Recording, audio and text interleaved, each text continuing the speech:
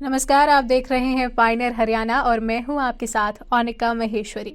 लखनऊ के पबजी हत्याकांड में मां की हत्या करने वाले नाबालिग बेटे ने कबूला कि उसने रात को 2 बजे मां को गोली मारी थी, लेकिन दोपहर 12 बजे तक वो जिंदा रही और बेड पर तड़पती रही। मौत होने के इंतजार में वो बार बार दरवाजा खोलकर मां को तड़पते हुए देखता था, फिर कमरे का लॉक बंद कर देता था। Additional deputy commissioner of police ADCP Kashim Abdi ने बताया कि साधना सिंह की हत्या करने वाले उसके 16 साल के बेटे से दोबारा पूछताछ की गई, जिसमें उसने बताया कि 4 जून शनिवार की रात वे मां के साथ ही सोया था। पिस्टल उसी कमरे की अलमारी में रखी थी। मां के सिरहाने से चाबी निकालकर करीब 2 बजे अलमारी से पिस्टल निकाली।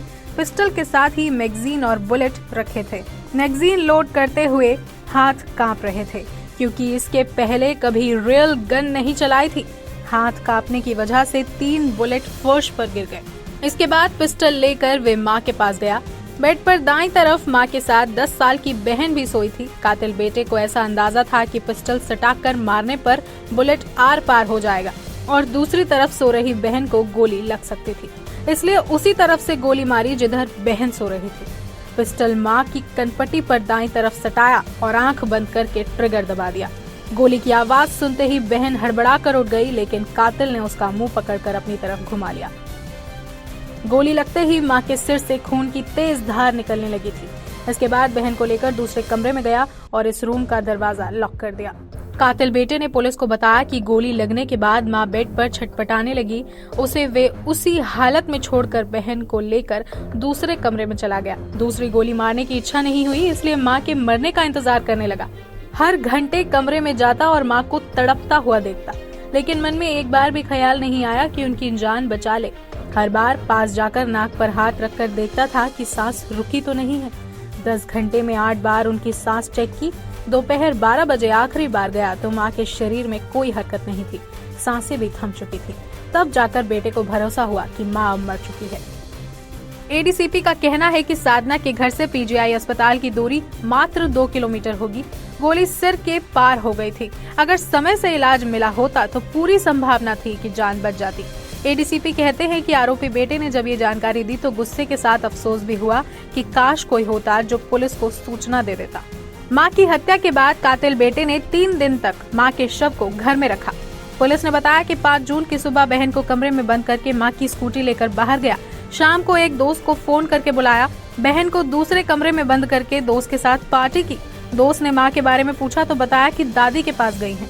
6 जून को दोपहर करीब 12 बजे बहन ने कहा कि भूख लगी है। इस पर पड़ोसी के घर गया, बोला कि मां दादी के घर गई हैं, मुझे खाना बनाना नहीं आता, बहन भूखी है।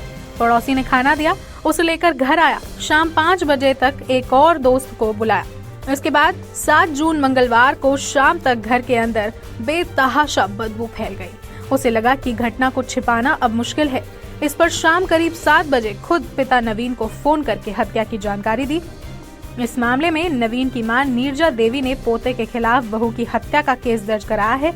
आरोपी बेटे को बाल सुधार गृह भेज दिया गया है।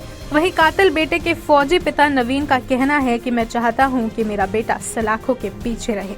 पिता नवीन ने बताया कि 10 वर्षीय बेटी ने सब कुछ अपनी आंखों से देखा है। वो कोर्ट में बतौर चश्मदीद गवाह पेश होगी। बेटी को कोई बरगला न सके और वो इस मेंटल ट्रॉमा से बाहर निकले, इसलिए उसे अपने साथ रखेंगे। वाराणसी के रहने वाले नवीन कुमार सिंह सेना में जूनियर कमीशन ऑफिसर हैं। उनकी पोस्टिंग पश्चिम बंगाल में है। लखनऊ के पीजीआई इलाके की यमुनापुरम कॉलोनी में उनका मकान है। यहाँ उनकी पत्नी साधना, जो कि 40 वर्ष की थी, अपने 16 साल के बेटे और 10 साल की बेटी के साथ रहती थी। बेटे ने मंगलवार की रात अपने पिता नवीन को वीडियो कॉल करके बताया कि उसने मां की हत्या कर दी है। उसने पिता को शव भी दिखाया। इस मामले में जो शुरुआती बात सामने आई है, उसमें पबजी न खेलने देने से नाराज बेटे ने मां की गोली मारकर हत्या की है। राष्ट्रीय समाचार पत्र पायनियर हरियाणा पढ़ने के लिए डाउनलोड करें हमारी वेबसाइट पर प्रकाशित ई-पेपर। दिन भर की तमाम छोटी बड़ी खबरें देखने के लिए सब्सक्राइब करें हमारे YouTube चैनल को। वीडियो को लाइक, शेयर और कमेंट करना न भूलें।